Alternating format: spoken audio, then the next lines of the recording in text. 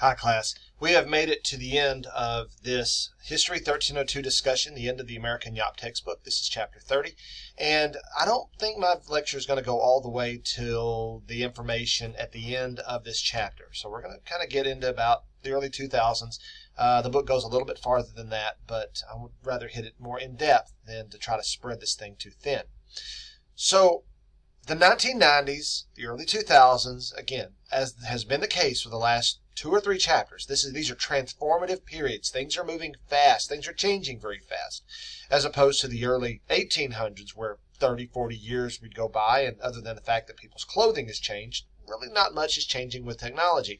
Things are changing very rapidly now. This is an era that saw the rise of the internet, major political shifts. We saw rapid changing global landscapes and, of course, challenges that would redefine the 21st century. So let's take a look at this. The 1990s. So we see Ronald Reagan. He's done with the presidency in 1989. He can't run for re-election again in 1988 because, well, we've got a 2-term limit. His vice president, George H.W. Bush, is going to run in 1988 and becomes president in 1989. Now, in one of his speeches, he declares that a new world order is beginning. And there's a lot of folks that didn't really particularly care for that use of phrasing. But what he meant was that we are now the sole superpower in the world. The Berlin Wall has come down. The Soviet Union has collapsed into the Russian Federation. Now, this period is going to see the Gulf War in 1991 when Saddam Hussein invades Kuwait.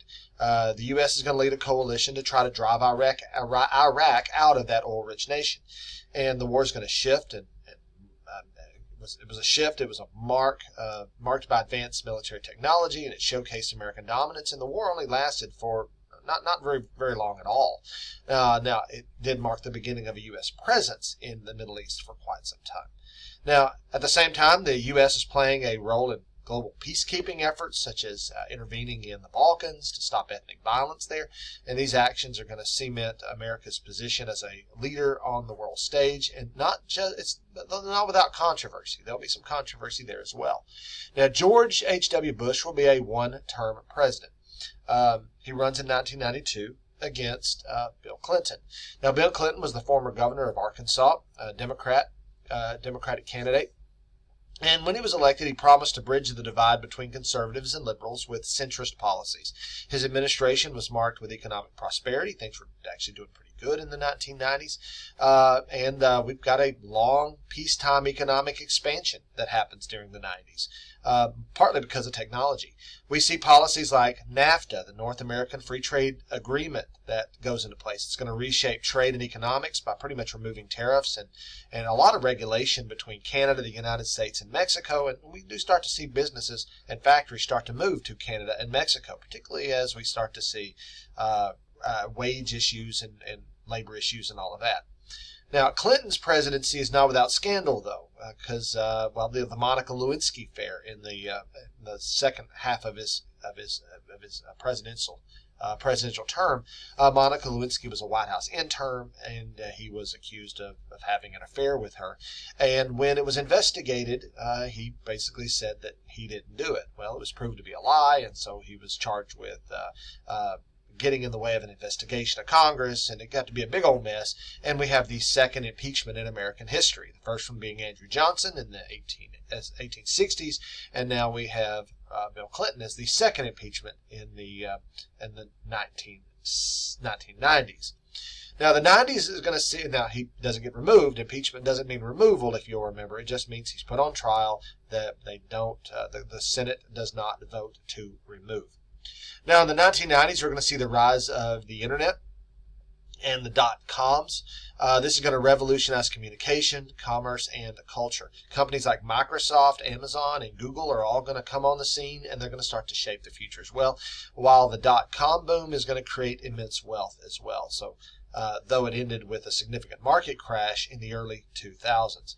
Now, by the end of the decade, the internet had become a household necessity. It paves the way for globalization and the digital age that we know today, even to the point that today it's comes right into the world on our cell phones.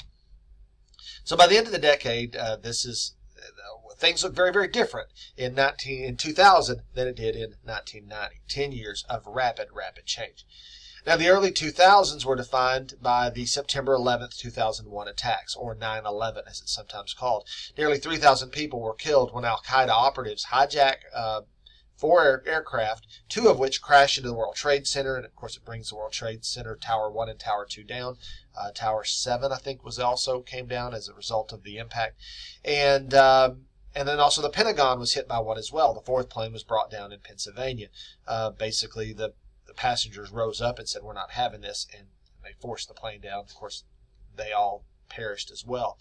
9/11 was traumatic across the board. Now, President George W. Bush declares a war on terror, and he starts to lead a U.S. invasion of Afghanistan to dismantle Al-Qaeda and remove the Taliban from power that had some connection to this whole thing. And the attacks also led to the passage of the Patriot Act. It's going to greatly expand government surveillance powers and spark a lot of debate about civil liberties and what are the powers of the government. Patriot Act, as far as I know, is still in place today.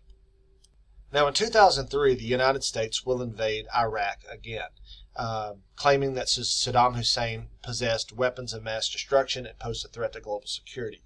Now, the initial invasion toppled Hussein's regime, but we don't find those weapons of mass destruction. But we will see a prolonged occupation that will lead to widespread criticism of the war effort, and that criticism still lingers today. Now, while the war strains international alliances and created complex situations that the U.S.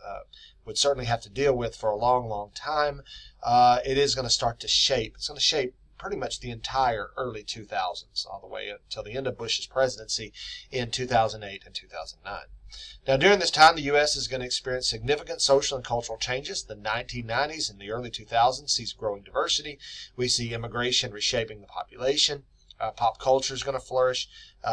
We have music, film, and television are reaching global audiences, and debates over issues like same-sex marriage, healthcare issues, and education are all going to continue to be big topics through, again, the 2000s, and even into President Obama's administration into the 2010s.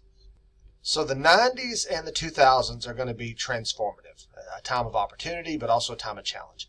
And from the rise of the internet to the profound impact of 9/11, these decades are going to set the stage for the world we live in today. In fact, we get much beyond Bush's administration. In my mind, it's more current event than history.